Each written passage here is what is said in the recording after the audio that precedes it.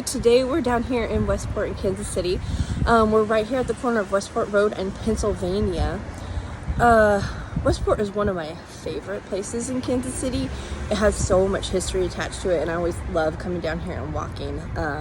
We don't come down here as much as we used to because we're old now, but I do enjoy it when we come down here. If you're not from Kansas City, Westport now is kind of the center of nightlife and bars and nightclubs and things, and it's not as much fun when it's crowded and loud and you're in bed by 10 o'clock at night. But anyway, so the history of Westport is very cool. Isaac McCoy was a Baptist preacher. He came down here in 1831 to start a mission to kind of help some of the Native Americans that had been forced out of their land because of the Indian Removal Act. His son John McCoy started a trading post, kind of a grocery store type situation, right here behind me in that red brick building, at least on that spot. And John McCoy got his supplies from Independence, Missouri, but that was like a 3-day trip from here.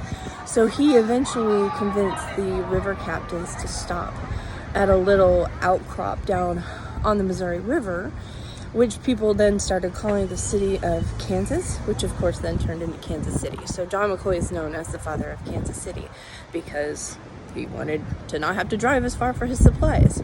So on the corner behind me, this, all you Kansas Cityans know this as Kelly's, but Kelly's, the building is one of the oldest buildings in Kansas City. It was actually a grocery store here, started by Albert Gallatin Boone, which, yes, is Daniel Boone's grandson, and then the Ewing brothers.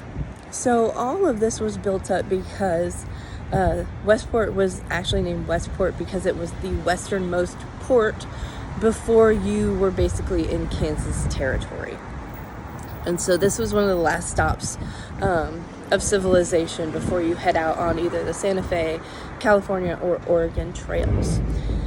This site over here behind me obviously is not that anymore, but right here at the corner would have been the Harris House Hotel, which was one of the big fancy hotels in the area. Supposedly John C. Fremont would leave his wife here for months at a time before he went out on expeditions. And Westport is also famous because this is the Westport that's known in the Battle of Westport. So the Union troops were here and trying to save the town from the Confederate troops coming up.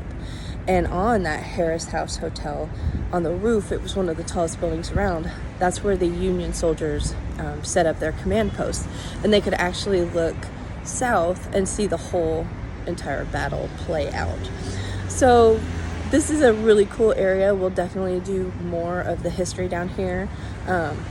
My husband, Mr. One Whiskey Outpost, wants to do some things down there in Kelly's, so we'll come back and do that, and I'll show you the inside of Kelly's. But unfortunately, he's very sick right now, so no drinking for him right now. But we will definitely do more about Westport, so we'll see you then.